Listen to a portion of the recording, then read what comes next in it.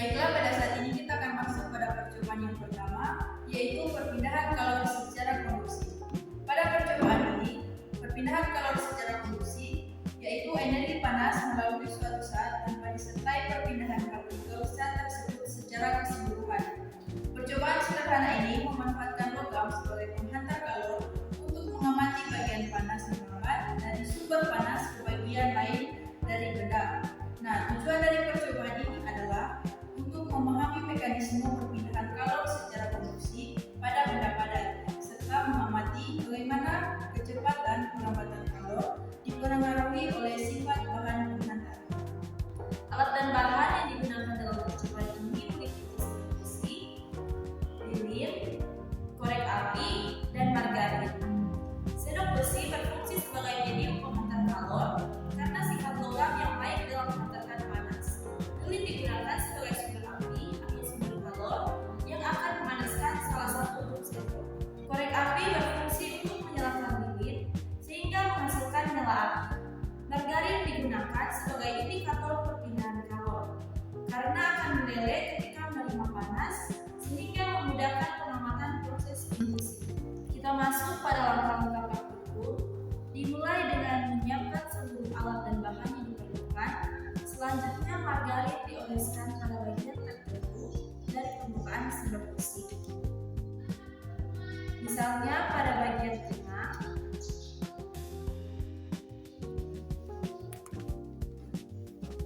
atau ujung yang tidak langsung terkena api.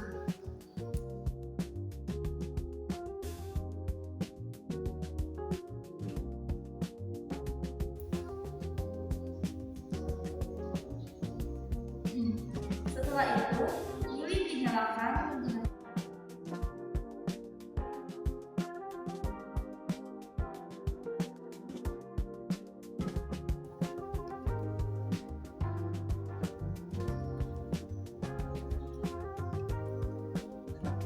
ujung sendok besi, kemudian dipanaskan dengan mendekatkan pada nyala api lilin.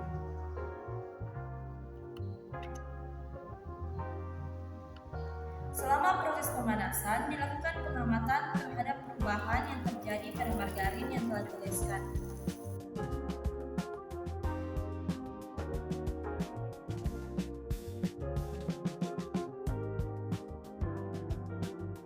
Hasil pengamatan menunjukkan bahwa margarin yang berada pada bagian sendok yang tidak langsung terkena api lama-kelamaan mengalami pelelehan. Hal ini menandakan bahwa kalor dari ujung sendok yang dipanaskan merambat menuju bagian lain melalui medium logam tersebut. Dari hasil percobaan ini menunjukkan bahwa sendok besi sebagai bahan logam mampu menghantarkan kalor dengan baik. Panas yang berasal dari api lilin berpindah melalui partikel-partikel logam menuju bagian lain dari sendok. Ketika energi panas mencapai bagian yang terdapat margarin, maka margarin menyerap kalor tersebut hingga mencapai titik lelehnya. Proses ini membuktikan bahwa perpindahan kalor secara konduksi terjadi tanpa perpindahan zat secara keseluruhan, melainkan hanya melalui interaksi antar partikel. Kita masuk dalam kesimpulan dari percobaan ini adalah bahwa perpindahan kalor secara konduksi dapat diamati dengan jelas pada benda padat, khususnya logam seperti sendok besi. Kita masuk dalam kesimpulan dari percobaan ini adalah bahwa perpindahan kalor secara konduksi dapat diamati dengan jelas pada benda padat, khususnya logam seperti sendok besi. Kalor terpindah dari bagian yang bersuhu tinggi ke bagian yang bersuhu lebih rendah melalui medium tanpa perpindahan zat, yang ditunjukkan dengan melelehnya margarin pada bagian sendok yang tidak langsung terkena api. Kita masuk pada percobaan yang kedua, yaitu perpindahan kalor secara radiasi. Perpindahan kalor secara radiasi bertujuan untuk mengamati bagaimana energi panas dapat berpindah tanpa melalui sentuhan langsung maupun perantara zat, melainkan melalui pancaran energi dari sumber panas. Tujuan percobaan ini adalah untuk membuktikan bahwa kalor dapat merambat secara radiasi serta mengamati pengaruh jarak terhadap proses penerimaan panas. Secara teoritis, radiasi merupakan perpindahan kalor dalam bentuk gelombang elektromagnetik yang tidak memerlukan medium, sehingga panas dapat berpindah meskipun tidak terjadi kontak langsung antara sumber panas dan benda yang menerima panas. Adapun alat dan bahan yang kami gunakan dalam percobaan yang kedua ini yaitu meliputi mentega, wadah kecil, lilin sebagai sumber panas, dan korek api. Nah, mentega berfungsi sebagai indikator karena mudah meleleh ketika menerima panas. Korek api berfungsi untuk menyalakan lilin, dan lilin berfungsi sebagai pemancar energi radiasi yang akan dipancarkan ke lingkungan sekitarnya. Baiklah, kita masuk pada langkah-langkah praktikum.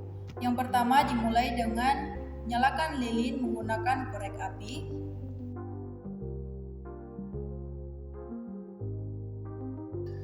Kemudian, tempatkan mentega pada jarak tertentu dari nyala api lilin tanpa menyentuhnya.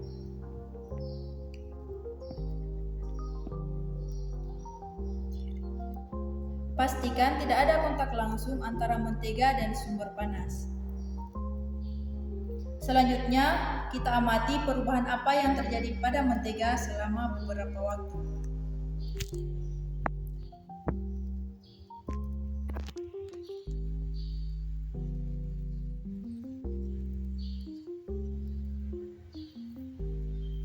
Kemudian, percobaan dapat diulang dengan variasi jarak antara mentega dan nyala api lilin untuk melihatkan perbedaan hasilnya. Dapat kita lakukan dengan mencoba dengan jarak yang lebih jauh dari sebelumnya.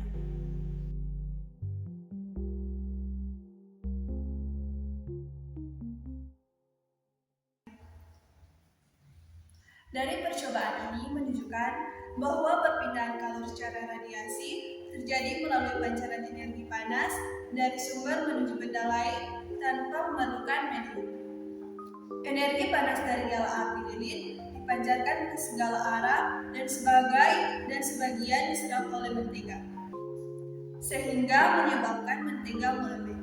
Perbedaan kecepatan kelelehan berdasarkan jarak menunjukkan bahwa semakin dekat suatu benda dengan sumber radiasi, semakin besar energi yang diterima. Kita masuk dalam kesimpulan dari percobaan ini adalah bahwa kalor dapat berpindah secara radiasi tanpa melalui sentuhan maupun perantara zat. Proses ini dapat diamati melalui pencairannya mentega yang diletakkan di dekat sumber panas. Radiasi memungkinkan panas merambat dari jarak tertentu melalui pancaran energi. Baiklah, kita masuk pada percobaan yang ketiga, yaitu perpindahan kalor secara konveksi. Nah, perpindahan kalor secara konveksi bertujuan untuk melalui media cair bertujuan untuk mengamati bagaimana panas dapat berpindah melalui aliran zat cair serta memahami pengaruh gerakan fluida terhadap kecepatan perpindahan kalor. Secara teoritis, konveksi merupakan proses perpindahan kalor yang terjadi bersamaan dengan perpindahan partikel zat. Partikel zat cair, bagian yang dipanaskan akan memiliki massa jenis lebih kecil sehingga bergerak naik, sedangkan bagian yang lebih dingin akan turun. Peristiwa ini membentuk arus konveksi yang menyebabkan panas tersebar secara merata dalam cairan. Alat dan bahan yang digunakan dalam percobaan ini meliputi air, mentega, wadah atau panci, dan sumber panas seperti kompor. Air berfungsi sebagai medium perpindahan kalor, mentega berfungsi sebagai indikator untuk mengamati pengaruh panas, wadah berfungsi sebagai tempat berlangsungnya percobaan, dan sumber panas berfungsi untuk memanaskan air sehingga memicu terjadinya arus konveksi. Langkah-langkah praktikum dimulai dengan meletakkan wajan di atas kompor, kemudian menuangkan air ke dalam wajan,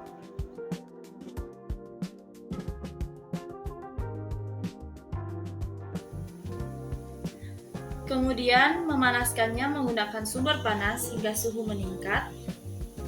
Setelah itu, masukkan potongan mentega ke dalam air panas.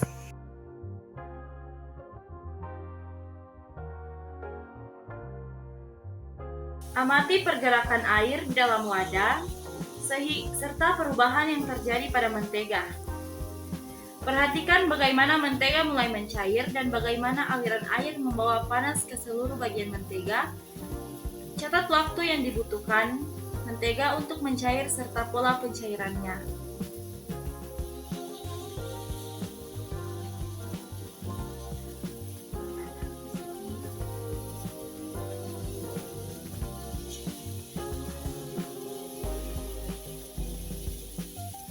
Hasil pengamatan menunjukkan bahwa air yang dipanaskan akan bergerak secara naik dan turun membentuk aliran. Mentega yang dimasukkan ke dalam air panas akan mengalir dengan cepat dan relatif merata. Hal ini terjadi karena panas tidak hanya diterima dari satu arah, melainkan terbawa oleh aliran air, sehingga mengenai seluruh permukaan mentega. Dari percobaan ini menunjukkan bahwa perpindahan kalor secara konveksi sangat efektif dalam menyebarkan panas secara merata. Arus konveksi yang terbentuk dalam air menyebabkan panas berpindah ke seluruh bagian cairan sehingga mentega menerima kalor dari berbagai arah. Kecepatan peralihan mentega yang lebih cepat dibandingkan metode lain menunjukkan bahwa konveksi merupakan mekanisme perpindahan kalor yang efisien dalam fluida. Kita masuk dalam kesimpulan dari percobaan ini adalah bahwa perpindahan kalor secara konveksi terjadi melalui aliran zat cair yang membawa energi panas. Proses ini ditandai dengan adanya pergerakan fluida serta menyebabkan panas yang merata. Mentega yang dimasukkan ke dalam air panas akan mencair lebih cepat dan merata karena menerima kalor dari seluruh arah